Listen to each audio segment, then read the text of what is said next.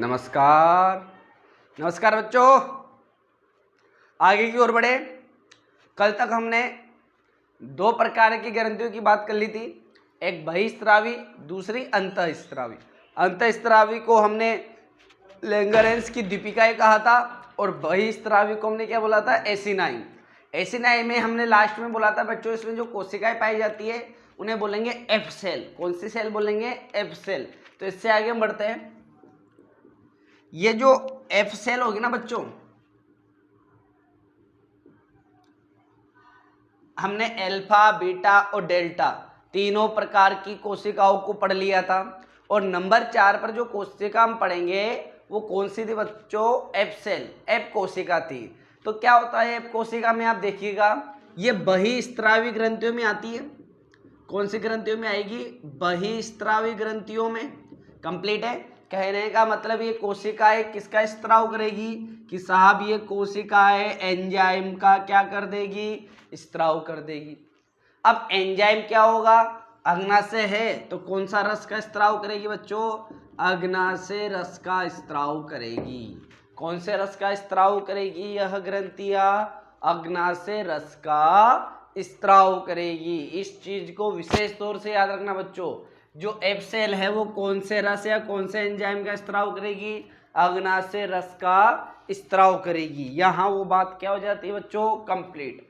अब इस चैप्टर का आज हम लास्ट टॉपिक पढ़ेंगे बच्चों, और इसके पश्चात इस चैप्टर का काम पूरी तरीके से क्या हो जाएगा? कंप्लीट। तो हम पढ़ेंगे मानव में भोजन का पाचन, कि मानव के अंदर भोजन का पाचन कैसे होता है बच्चों, उस प्रक्रिया को हम समझने की कोशिश करेंगे। उस प्रक्रिया के बारे में हम जानने की बिल्कुल कोशिश करेंगे। तो मानव में भोजन का पाचन कैसे होता है बच्चों? मानव में भोजन के पाचन के लिए विभिन्न पथ, विभिन्न मार्ग होते हैं, या हम बोले तो विभिन्न रास्ते होते हैं। या मानव में भोजन के पाचन को हम निम्न भागों में बांट सकते हैं। तो पहला भाग, पहला हो जाएगा बच्चों, क्या हो जाएगा? अंतःग्रहण। अंतःग्रहण या अंतर्ग्रहण। नंबर 2 पाचन। नंबर 3 अवशोषण। नंबर 4 स्वांगीकरण। और नंबर 5 आ जाएगा बच्चों बहिर्क्षेपण। ये 5 प्रक्रियाएं अपने को आज पढ़नी है। इन 5 प्रक्रियाओं में भोजन के पाचन की पूरी क्रिया क्या हो जाएगी बच्चों? कंप्लीट हो जाएगी। सबसे पहले क्या होता है? अंतर्ग्रहण होता है। उसके बाद क्या होता है साहब? उसके बाद पाचन होता है। पाचन के बाद क्या होता है? अवशोषण होता है। अवशोषण के बाद क्या होता है? स्वांगीकरण होता है। और लास्ट में क्या होता है? बहिर्क्षेपण। ये 5 मार्ग या 5 प्रकार अपने को पढ़ने हैं, जिसमें चैप्टर क्या हो जाएगा आपका? द एंड हो जाएगा। ओके, तो सबसे पहले हम बात करेंगे बच्चों किसकी? अंतःग्रहण की या अंतर्ग्रहण की। अंतर्ग्रहण या अंतःग्रहण, इसका मतलब बच्चों आप समझ गए होंगे, अंदर ग्रहण करना। क्या ग्रहण करना बच्चों? अंदर की ओर ग्रहण करना। मतलब भोजन को ग्रहण करने की प्रक्रिया क्या कहलाएगी? अंतःग्रहण। अरे जो भोजन आपने ग्रहण किया उसे मुख की सहायता से अंदर लेना ही क्या कहलाएगा? अंतःग्रहण। तो याद रखना, भोजन को मुख द्वारा ग्रहण करना क्या कहलाता है? अंतःग्रहण कहलाता है। क्या कहलाएगा बच्चों? अंतःग्रहण कहलाएगा। आप भोजन को किसकी सहायता से ग्रहण करोगे? आप भोजन को मुख की सहायता से ग्रहण करोगे। और मुख की सहायता से भोजन को ग्रहण करना ही क्या कहलाएगा? अंतःग्रहण कहलाएगा। क्लियर है बात? कंप्लीट है बात? अंतःग्रहण। तो अंतःग्रहण की प्रक्रिया बच्चों कहाँ से होती है? मुख में होती है। अंतःग्रहण की प्रक्रिया कहाँ पर होती है बच्चों? मुख में होती है। याद रखना, भोजन का अंतःग्रहण मुख द्वारा होता है। ये सबसे मेन चीज है बच्चों, भोजन का अंतःग्रहण किसके द्वारा होगा? मुख द्वारा होगा। आगे लिखो, याद रखना मुख में दांत पाए जाते हैं, ये भोजन को क्या करेंगे बच्चों? चबाने का काम करेंगे। तो याद रखना मुख में भोजन को चबाने या काटने का कार्य दांतों के द्वारा किया जाता है। मुख में भोजन को चबाने या काटने का कार्य किसके द्वारा किया जाता है बच्चों? तो ये कार्य किया जाता है दांतों के द्वारा। कंप्लीट है। चलो, ये अंतःग्रहण में आपको ज़्यादा चीज़ याद नहीं रखनी, मेन चीज़ याद रखना है अंतःग्रहण में क्या होगा कि इसमें भोजन अंदर आ जाएगा बस। अंतःग्रहण के बाद मेन टॉपिक कौन सा आएगा बच्चों? पाचन। मेन ये है आपका टॉपिक पाचन। भोजन के बड़े बड़े अणुओं को छोटे छोटे अणुओं में तोड़ना क्या कहलाता है? पाचन। अरे जो भोजन के बड़े बड़े कण थे ना, उन बड़े बड़े कणों को हमने छोटे छोटे कणों में तोड़ दिया, ये प्रक्रिया क्या कहलाएगी? पाचन। तो पहले पाचन के बारे में लिखेंगे, भोजन के बड़े अणु को छोटे अणु में तोड़ना। भोजन के बड़े अणुओं को छोटे अणुओं में तोड़ना ही क्या कहलाता है? पाचन कहलाता है। यहाँ तक बात क्लियर है। अब साहब पाचन की प्रक्रिया कहाँ शुरू होती है? पाचन कहाँ कहाँ पर होता है? तो याद रखना पाचन मुख गुहा से शुरू हो जाता है। भोजन का पाचन कहाँ से शुरू हो जाता है? मुख गुहा से शुरू हो जाता है। और बिल्कुल याद रखना कि हमारे शरीर में हम बाहर से कोई सा भी मटेरियल खाए, हम रोटी खाए, हम सब्जी खाए, हम तेल खाए, हम घी खाए, हम दूध पिए, कुछ भी करें, ये सारे के सारे 3 प्रकार के घटक में रहेंगे। कितने प्रकार के घटक में रहेंगे बच्चों? 3 प्रकार के। तो लिखते हैं हम, भोजन मुख्यतः 3 घटकों में रहता है। बच्चों ये जो भोजन है वो कितने घटकों में रहेगा? 3 घटकों में रहेगा। नंबर 1 पर आ जाएगा बच्चों कार्बोहाइड्रेट। नंबर 1 पर आ गया कार्बोहाइड्रेट। नंबर 2 पर आ गया बच्चों प्रोटीन। और नंबर 3 पर क्या आ जाएगा? वसा। कोई सा भी भोजन आप ग्रहण करो, कितना भी भोजन आप ग्रहण करो, कोई सा भी मटेरियल आप खा लो, उस भोजन में क्या पाया जाएगा? या तो कार्बोहाइड्रेट होगा, या प्रोटीन होगा, या फिर वसा होगी। क्या होता है कार्बोहाइड्रेट? जितने भी आप खाद्यान्न वाली फसलें खाते हो ना बच्चों, खाद्यान्न जितने भी गेहूँ, मक्का, ज्वार, बाजरा, ये आलू वगैरह, केले वगैरह, तो ये सारे के सारे बच्चों क्या होते हैं? कार्बोहाइड्रेट। जितने भी आप दालें खाते हो, दाल, दूध आप लेते हो, अंडा आप लेते हो, या फिर हरी सब्जियां ले लो, मांस ले लीजिए अगर आप मांसाहारी हो तो ये सारे के सारे बच्चों किसके स्रोत होते हैं?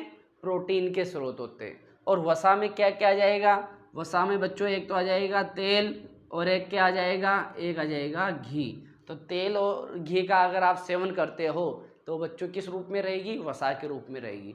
तो कोई सा भी मटेरियल जो आप खाते हो ना बच्चों, उस मटेरियल में या तो कार्बोहाइड्रेट होगा, या उसमें प्रोटीन होगा, या फिर उसमें क्या मिल जाएगा आपको? वसा मिल जाएगा। तो याद रखना भोजन मुख्यतः 3 घटकों में रहता है। यहाँ तक क्लियर है बात? इसको मिटाते हैं, आगे की ओर बढ़ते हैं। हम भोजन का पाचन करेंगे बच्चों, यही टॉपिक मेन है, या ये कह दो यही टॉपिक सबसे बड़ा है। बाकी उसके बाद सारे 1-1, 2-2, 3-3 लाइन के टॉपिक है। हम सबसे पहले भोजन का पाचन करेंगे साहब। तो भोजन का पाचन कहाँ कहाँ पर होगा? भोजन का पाचन सबसे पहले होता है मुख गुहा में। तो सबसे पहले भोजन का पाचन कहाँ पर होगा बच्चों? मुख गुहा में। मुख गुहा में पाचन। हम पाचन में भी सबसे पहले कहाँ पढ़ रहे हैं बच्चों? मुख गुहा में। तो जैसे ही भोजन हमने ग्रहण किया, हमने अंदर लिया, हमारे मुख गुहा में भोजन को काटा जाता है, चबाया जाता है, लार मिलती है, लार को मिलाया जाता है, जीभ की सहायता से उस भोजन को चारों तरफ घुमाया जाता है और एक अर्धठोस गोले के रूप में उसे क्या कर दिया जाता है? बदल दिया जाता है। तो ये सारी की सारी प्रक्रिया बच्चों पाचन की कहलाएगी और पाचन ये कहाँ पर हो रहा है? मुख गुहा में। तो मुख गुहा जैसे नाम आ गया, भोजन का क्या होगा? पाचन। और कौन से भोजन का पाचन होगा? कार्बोहाइड्रेट का। तो याद रखना सबसे मेन चीज, मुख गुहा में कार्बोहाइड्रेट का पाचन होता है। मुख गुहा में बच्चों किसका पाचन होता है? कार्बोहाइड्रेट का पाचन होता है। ये सबसे मेन बात, मुख गुहा में किसका पाचन होगा? कार्बोहाइड्रेट का। पाचन की प्रक्रिया कहाँ पर शुरू होती है? पाचन की क्रिया मुख गुहा से शुरू हो जाती है। बच्चों कहाँ से शुरू हो जाती है? मुख गुहा से शुरू हो जाती है। कहने का मतलब हमारे शरीर में पाचन कहाँ होता है? यहाँ पेट में तो होता ही है, उससे पहले पाचन कहाँ शुरू हो जाता है बच्चों? इस मुख गुहा में हो जाता है। मुख गुहा में किसका पाचन हुआ? कार्बोहाइड्रेट का। मुख गुहा में लार पाई जाती है। क्या पाई जाती है बच्चों? लार पाई जाती है, जिसमें टाइलिन क्या होता है बच्चों? जिसमें टाइलिन एंजाइम होता है, मैंने आपको बताया था। और ये टाइलिन स्टार्च को, टाइलिन कौन सा एंजाइम बच्चों? टाइलिन। ये स्टार्च को किस में बदल देता है? माल्टोज में बदल देता है। याद रखना स्टार्च और माल्टोज ये दोनों के दोनों ही क्या है बच्चों? कार्बोहाइड्रेट है। तो आपने देखा मुख गुहा में सबसे पहले पाचन किसका हुआ? कार्बोहाइड्रेट का।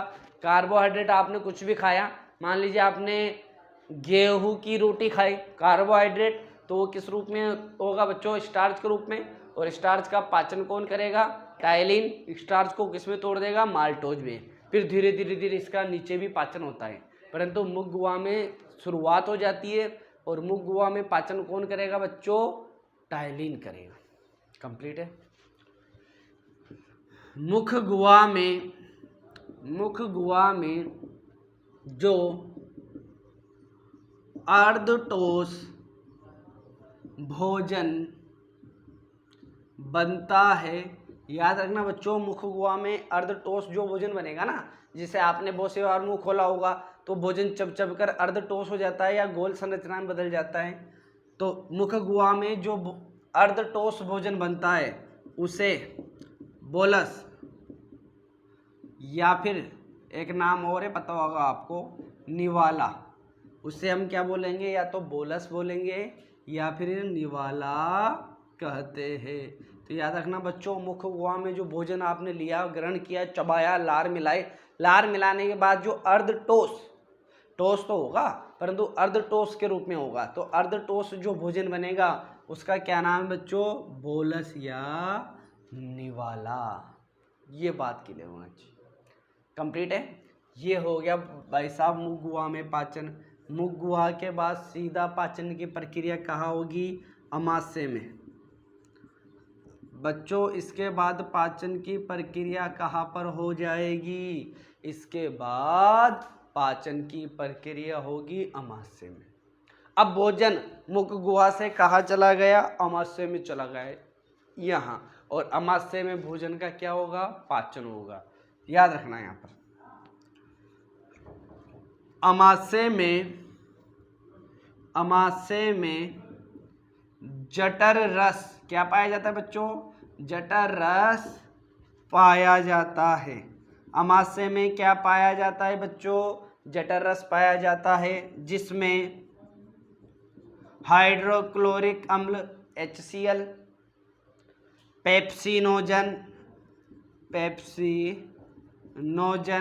याद रखना है निष्क्रिय रूप में होता है बच्चों, निष्क्रिय रूप में। तो अमाशय में क्या पाया जाता है? जठर रस पाया जाता है। जठर रस के रूप में क्या क्या मिलेगा बच्चों? HCl मिलेगा, पेप्सिनोजन मिलेगा आदि ETC पदार्थ इसमें पाए जाते हैं। किस में पाए जाते हैं बच्चों? अमाशय में पाए जाते हैं। कंप्लीट है। हम सबसे पहले बात करें HCl की। साहब HCl क्या करेगा? यह भोजन को अम्लीय करता है। यह भोजन को क्या कर देगा बच्चों? अम्लीय करता है। स्पीड बढ़ा ली गई है, जैसा मैंने आपसे बोला था। आज 10 दिन हो गए शायद पढ़ते हुए आपको। मैंने आपसे बोला था अब स्पीड धीरे धीरे बढ़ना शुरू होगी बच्चों, और ये चैप्टर का अंतिम पॉइंट है, इसलिए स्पीड को बढ़ा ली गई है। कल से वापस स्पीड वही रहेगी। शुरुआत में आपको स्पीड अच्छी मिलेगी ताकि आप ज़्यादा समझ सको, फिर धीरे धीरे स्पीड को अपन क्या कर लेंगे? बढ़ा लेंगे। क्योंकि मैंने बोला है 70 दिन में अगर कंप्लीट करना है तो थोड़ा तो भगना पड़ेगा। कल से टाइम भी हम बढ़ा रहे हैं, कल से 10 मिनट का टाइम एक्स्ट्रा और ले लेंगे।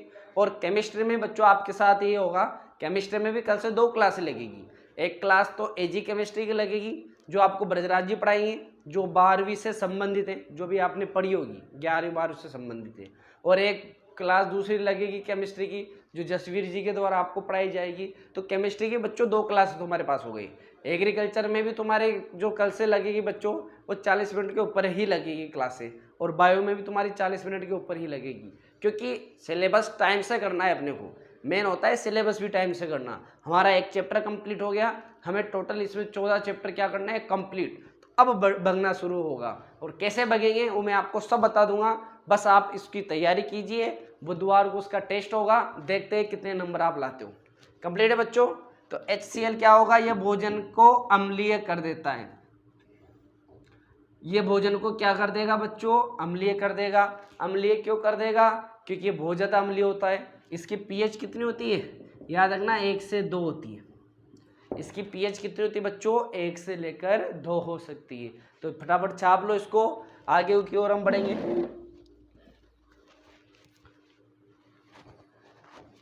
थोड़ा सा हाथ पैर जल्दी चला लिया करो, क्योंकि ज़्यादा बैठे रहने से काम नहीं चलेगा। आगे बढ़ते हैं। HCl और क्या काम करेगा साहब? ये HCl जीवाणुओं को, कौन से जीवाणु बच्चों? हानिकारक। यह HCl जीवाणुओं को नष्ट करता है। याद रखना HCl बहुत प्रबल होता है। आपने सुना होगा ये जो कोरोना वायरस आ रहा है, अगर ये गलती से पेट में चला गया, अमाशय में चला गया, तो वहाँ इसकी क्या हो जाएगी? मृत्यु हो जाएगी। लिपिड का आवरण बताया गया है इसके चारों ओर कि लिपिड का आवरण होता है कोरोना वायरस में। बाहर जो आवरण पाया जाता है ना, जैसे आप बोलते हो झिल्ली, तो बच्चों वो किसकी बनी होती है? लिपिड की। परंतु HCl इतना प्रभावी होता है कि लिपिड को भी गला देता है। तो ये जीवाणुओं की, जो जीवाणु होते हैं ना, इनकी कोशिका भित्ति आपको पता है किसकी बनी होती है? म्यूरिन। तो उसको भी भेद देते हैं। इसी कारण बताया गया हुआ गर्म पानी पीजिए या नींबू डालकर पीजिए, उससे क्या होता है कि वायरस पेट में चला जाता है, और वहाँ HCl होता है। HCl उस वायरस को क्या कर देता है? उसका खेल खत्म कर देता है। याद रखना बच्चों। तो HCl के हमने 2 कार्य पढ़ लिए। ये भोजन को अम्लीय करेगा, ये जीवाणुओं को भी क्या कर देगा बच्चों? नष्ट कर देगा। भोजन को गलाने में भी ये कार्य करता है, याद रखना। उसके बाद आ जाएगा पेप्सिनोजन। ये पेप्सिनोजन जो निष्क्रिय रूप में पड़ा हुआ था, कौन से रूप में बच्चों? निष्क्रिय रूप में। ये HCl में चल रहे हैं। इस निष्क्रिय को हाइड्रोक्लोरिक अम्ल ने पेप्सिन में बदल दिया।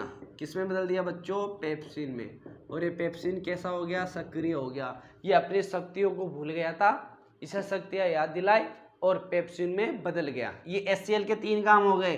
पहला कार्य, दूसरा कार्य, तीसरा कार्य कि पेप्सिनोजन को किस में बदलता है? सक्रिय पेप्सिन में। और याद रखना बच्चों, ये पेप्सिन क्या काम करेगा? पेप्सिन क्या काम करेगा? पेप्सिन प्रोटीन का पाचन करेगा। कौन करेगा बच्चों? प्रोटीन का पाचन कौन करेगा? पेप्सिन। ये प्रोटीन को प्रोटीयस में बदल देता है। तो प्रोटीन का पाचन कौन करता है? पेप्सिन। और पेप्सिन को सक्रिय कौन करता है? HCl। HCl का सबसे मेन काम होता है। ठीक है बच्चों। अगर आपसे पूछ लिया जाए अलग से, स्टार लगा के लिख लेना, HCl हमारे अमाशय में पाया जाता है। ये गलाने का काम करता है। क्या कभी आपने सुना हुआ कि आपका अमाशय जो है उसकी दीवारें गल गई या वो नष्ट हो गई? ऐसा कभी भी नहीं सुना होगा। क्यों नहीं होता? क्योंकि निकलता तो हमारे अमाशय से ही है। HCl कहाँ से निकलता है बच्चों? अमाशय से। फिर भी हमारे अमाशय को क्यों नुकसान नहीं पहुंचाता? क्योंकि हमारे अमाशय की जो दीवार होती है ना, बाहरी दीवार, उसमें श्लेष्मा पाया जाता है। क्या पाया जाता है? श्लेष्मा। और उस श्लेष्मा का बार बार क्या करती है? स्त्राव करती है। इस कारण HCl उसको भेद कर अंदर नहीं जा पाता, वरना ये तो हमारे शरीर को क्या कर दे? खत्म कर दे साहब। तो याद रखना, स्टार लगा के लिख लेना अलग से, अमाशय की आंतरिक भित्ति श्लेष्मा का स्त्राव, अमाशय की आंतरिक भित्ति श्लेष्मा का स्त्राव करती है, जिसके कारण HCl उसे भेद नहीं पाता है। जिसके कारण बच्चों HCl ने क्या नहीं किया? उसे नहीं भेद पाया। कंप्लीट। ये दूसरा पाचन हो गया अमाशय में। तीसरे पाचन की हम बात करें, आंत्रमेय पाचन। नंबर 3 बच्चों, कहाँ पर पाचन शुरू हो जाएगा? आंत्रमेय पाचन शुरू हो जाएगा। अब भोजन अमाशय से बच्चों कहाँ चला गया? आंत्र में चला गया। और आंत्र में जाने के बाद इसका क्या हो जाएगा? पाचन हो जाएगा। तो देखिए बच्चों, आंत्र में ये भोजन किस प्रकार से पचता है उसकी अपन जानकारी ले लेते हैं। ठीक है। तो आंत्र में वैसे आपको पता है रसांकुर पाए जाते हैं, सुषमांकुर आपने पढ़े थे, कैंगरिंग के वलय आपने पढ़े थे, सारी की सारी प्रक्रिया आपको पता है। तो आंत्र में भोजन चला गया। आंत्र में बच्चों पित्त रस आता है। पता है पित्त रस क्या काम करता है? ये वसा का पायसीकरण करता है। क्या काम करेगा? वसा का पायसीकरण करेगा और वसा को किस में बदल देगा? वसीय अम्ल में। साथ के साथ अच्छा, यहाँ एक चीज याद रखना बच्चों, हमने प्रोटीन का पाचन करवाया ना, यहाँ जगह हो तो एक चीज लिख लेना कि बच्चों में जो दूध का पाचन होता है ना, बच्चे जो दूध पीते हैं बच्चों, उस दूध में भी प्रोटीन होता है। और प्रोटीन का पाचन कौन करता है? पेप्सिन करता है। परंतु याद रखना, दूध में जो प्रोटीन होता है उसका पाचन कौन करेगा? रेनिन। तो याद रखना, बच्चों के दूध का पाचन कौन करेगा? रेनिन करेगा। लिख लेना ऊपर नोट करके। ठीक है। आंत्र में भोजन का पाचन, हमने बोला आंत्र में क्या होगा बच्चों? पित्तरस होगा। यह पित्तरस वसा को किस में बदल देगा? वसीय अम्ल में बदल देगा। और वसा को वसीय अम्ल में बदलना क्या कहलाता है? पायसीकरण कहलाता है। अब यहाँ जो भोजन, यहाँ पर बच्चों भोजन को हम क्या बोलेंगे? वहाँ हमने भोजन को बोला था बोलस या फिर नेवाला, यहाँ भोजन को बोला जाएगा काइम। अब उस भोजन को यहाँ पर क्या बोला जाएगा बच्चों? काइम बोला जाएगा। तो याद रखना, वो भोजन जो बाहर था वो रोटी था, अंदर आ गया नेवाला या बोलस, आंत्र में चला गया तो काइम कहलाता है। ये होता है बच्चों आंत्र में पाचन। आंत्र में पाचन वैसे देखा जाए तो बहुत सारी लंबी प्रक्रिया है, परंतु क्वेश्चन नहीं बनता। क्वेश्चन या तो वसा वाला बनता है या इसमें भोजन को क्या कहा जाएगा ये बनता है। फिर आंत्र में ही पहला हमने पढ़ लिया बच्चों अंतर्ग्रहण, दूसरा हमने पढ़ लिया पाचन, तीसरा हम पढ़ेंगे अवशोषण। और अवशोषण ओनली बच्चों कहाँ पर होता है? आंत्र में होता है। तो तीसरे नंबर का टॉपिक अपन क्या पढ़ लेंगे? अवशोषण। तीसरे नंबर का टॉपिक क्या आ गया बच्चों? अवशोषण। और अवशोषण की प्रक्रिया कहाँ पर होती है? याद रखना, आंत्र में होती है। आप सोच रहे होंगे कि सर थोड़ा सा स्पीड ले ली, थोड़ा सा स्पीड से पढ़ा रहे। आज मैं पढ़ाऊंगा सही, क्योंकि ये चैप्टर खत्म करना है, बुधवार को आपका टेस्ट है, तो थोड़ा सा रिवीजन बढ़ा दो। कल वापस नया जब चैप्टर चलेगा तो स्टार्टिंग से वापस हुए होगा। तो आज थोड़ी सी मेहनत ज़्यादा करो, ठीक है ना। मैं 2 घंटे का आपको 35 मिनट में 40 मिनट में लिखा रहा हूँ, तो इसका मतलब आपको भी थोड़ी सी स्पीड अच्छी रखनी है। और आपके पास तो मौका है बच्चों, बटन क्लिक किया रुक गई वीडियो, फिर बटन पर क्लिक किया वीडियो चल गई। तो आप उस तरीके से नोट्स बनाओ अपने। तो याद रखना बच्चों, अवशोषण आंत्र में ही होता है। अवशोषण कहाँ पर होता है बच्चों? आंत्र में होता है। अवशोषण क्या होता है कि जो भोजन का हमने पाचन किया, बड़े बड़े जटिल अणुओं को हमने छोटे छोटे अणुओं में बदल दिया, उसको रक्त में ले जाना ही क्या कहलाता है, अवशोषण कहलाता है। तो याद रखना बच्चों, भोजन को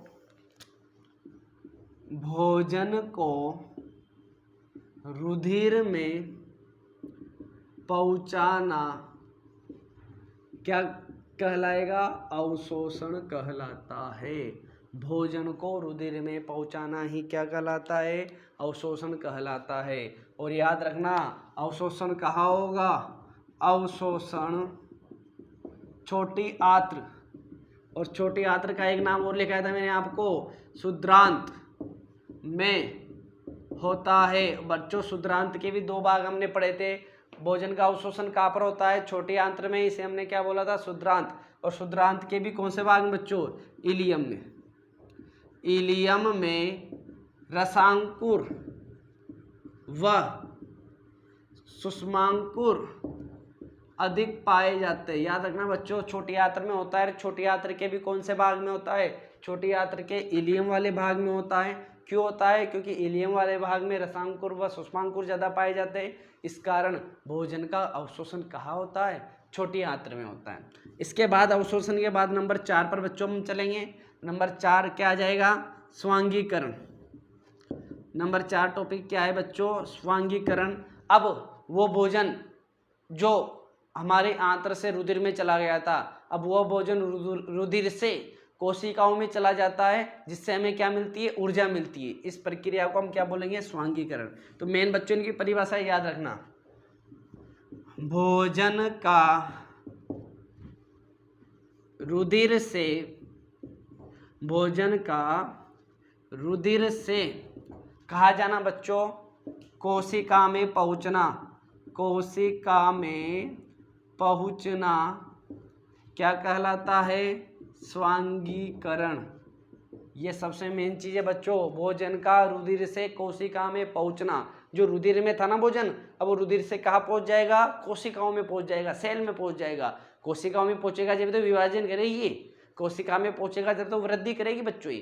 तो भोजन का रुधिर से कोशिकाओं में पहुंचना ही क्या कहलाता है, स्वांगीकरण कहलाता है। आगे याद रखना बच्चों, स्वांगीकरण की क्रिया में ऊर्जा प्राप्त होती है। तो स्वांगीकरण की प्रक्रिया में क्या प्राप्त होगी बच्चों, ऊर्जा प्राप्त होगी। ये मेन पॉइंट है इसके। और इस ऊर्जा से को कौन ग्रहण करता है, कोशिका। ऊर्जा कोशिका के द्वारा ग्रहण कर ली जाती है। तो बच्चों इस ऊर्जा को किसके द्वारा ग्रहण कर ली, कोशिकाओं के द्वारा ग्रहण कर लिया हमने। कंप्लीट है, पढ़ते हुए चले जाओ, अब रुकने वाला कोई काम नहीं है बच्चों, याद रखना। तो अब इस ऊर्जा को कोशिकाओं ने क्या कर लिया, ग्रहण कर लिया, स्वांगीकरण हो गया। स्वांगीकरण में बच्चों याद रखना, वो जो भोजन था वो रुधिर से कहा गया, कोशिकाओं में। और रुधिर से जो भोजन बच्चों कोशिकाओं में जाएगा ना, वो किस रूप में जाएगा, मिसेल के रूप में। याद रखना, किसके रूप में, मिसेल के रूप में। भोजन के नए नाम, रोटी को अंदर लिया निवाला या बोलस अंदर गया कायम, और कायम का जैसे ही कोशिकाओं में गया उसका नाम क्या हो गया, मिसेल। कितने नाम हमने भोजन के चेंज कर दिए। और लास्ट में आ जाएगा नंबर 5 में बच्चों, बहिक्षेपण। बहिक्षेपण मतलब क्या होता है, अपचित भोजन। जिस भोजन का पाचन हो गया, जिस भोजन का अवशोषण हो गया, जिसका स्वांगीकरण हो गया, उसको छोड़ो। जिसका कुछ भी नहीं हो पाया, अपचित भोजन, जो नहीं पच पाया, जो बच गया, वो अपचित भोजन को शरीर से बाहर निकालना। अपचित भोजन को शरीर से बाहर निकालना क्या कहलाता है बच्चों, बहिर्क्षेपण कहलाता है। क्या कहलाएगा, बहिर्क्षेपण। याद रखना, बहिर्क्षेपण कहाँ से किया जाएगा, मल द्वार से। मल द्वार से बहिर्क्षेपण होता है। कहाँ से होता है बच्चों, ये मल द्वार से होता है बहिक्षेपण की प्रक्रिया। और एक सबसे मेन बात मैं आपको लिखा दूं, कभी भी याद रखना, जल व विटामिन्स का पाचन नहीं होता है। स्टार लगा लेना इसके लिए, 2 लगा लो, 3 लगा लो। कोई पूछ ले आपसे, जो जल हमने ग्रहण किया, जो विटामिन्स है इनका पाचन भी होता है क्या कि नहीं होता? इनका पाचन बिल्कुल नहीं होता। पाचन किस किस का होता है बच्चों? कार्बोहाइड्रेट का, प्रोटीन का व वसा का। ये आपका चैप्टर कंप्लीट हो गया। इसका टेस्ट आपके पास बुधवार को आ जाएगा कंप्लीट। ओके, कल नया चैप्टर चलाएंगे उसी राग रग के साथ। जब तक देखते रहिए और सीखते रहिए।